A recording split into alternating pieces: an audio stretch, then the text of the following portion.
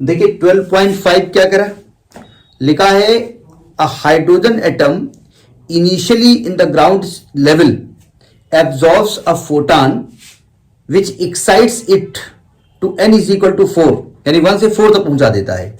Determine the wavelength और wavelength and the frequency of the photon.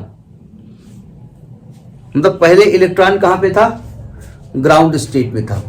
ठीक है, इसके बाद वो ग्राउंड स्टेट से हायर एनर्जी स्टेट में जाना चाहता है. तो हमने बताया था कि हायर एनर्जी स्टेट में जाने के लिए उसको एनर्जी चाहिए. एनर्जी देने का तरीका एक तो होता है हम हीट कर दें बहुत भयंकर तो चला जाएगा. दूसरा बाहर से रेडिएशन के रूप में उसमें हम फोटॉन का बम्बारमेंट करते हिट कर दें. तो ये कह रहे हैं कि इलेक्ट्रॉन ग्राउंड स्टेट पे था, वो एनर्जी एब्जॉर्ब कर लेता है और वो 1 से लेकर के 4 स्टेट पहुंच जाता है. तो इस स्टेट में पहुंचने पर भाई एनर्जी के रूप में जो है गया होगा ना, तो जो एनर्जी उसने एब्जॉर्ब की उस एनर्जी की वेवलेंथ क्या होगी ये बताइए और आपको उसकी फ्रीक्वेंसी निकालिए. देखो हम जानते हैं we know that energy of electron in nth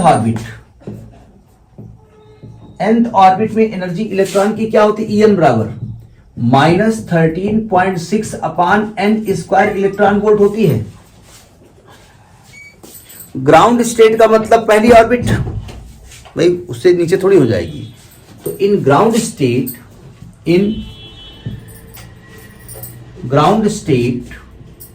n is equal to क्या हो जाएगा 1.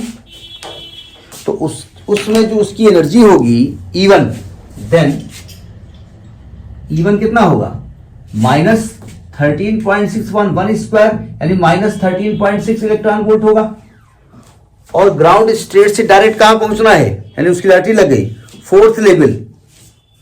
तो एनर्जी इन 4th लेवल निकालें. 4th level energy in 4th level यानी E4 तो आएगा -13.6 अपान 4 स्क्वायर 16. इसको जब हम कैलकुलेट करेंगे तो माइनस का 0.85 आएगा. अब बताइए माइनस का 13.6 ज्यादा है, माइनस का 0.85 ज्यादा है. 85 ज्यादा है तो कितना एनर्जी चेंज हुआ, डेल्टा ई कितना हुआ, 4th स्टेट माइनस पहली स्टेट यानी कि माइनस का 0.85 minus minus plus 13.6 electron volt. जब हमने इसको कैलकुलेट किया, मैं कैलकुलेटर यूज कर लीजिएगा अपने हिसाब से, तो आएगा माइनस का 12.75 इलेक्ट्रॉन वोल्ट और माइनस का 12.75 इंटू 1.6 इंटू 10⁻⁻19 जूल. इतनी एनर्जी वो एब्जॉर्ब करेगा. ठीक है, एब्जॉर्ब कराने वाला कौन होगा, फोटॉन. तो फोटॉन जितनी एनर्जी एब्जॉर्ब कराएगा, ये एब्जॉर्ब करेगा तो उसकी वेवलेंथ क्या होगी. तो जब करस्पॉन्डिंग वेवलेंथ निकालेंगे, सो वेवलेंथ लैम्डा फॉर्मूला क्या होगा, डेल्टा ई अपान एससी. सही कह रहा हूं, उल्टा लिखा हमने, उल्टा लिखा. डेल्टा ई बराबर एच न्यू होता है यानी एससी अपान लैम्डा होता है. तो लैम्डा की वैल्यू क्या हो जाएगी, एससी अपान डेल्टा ई.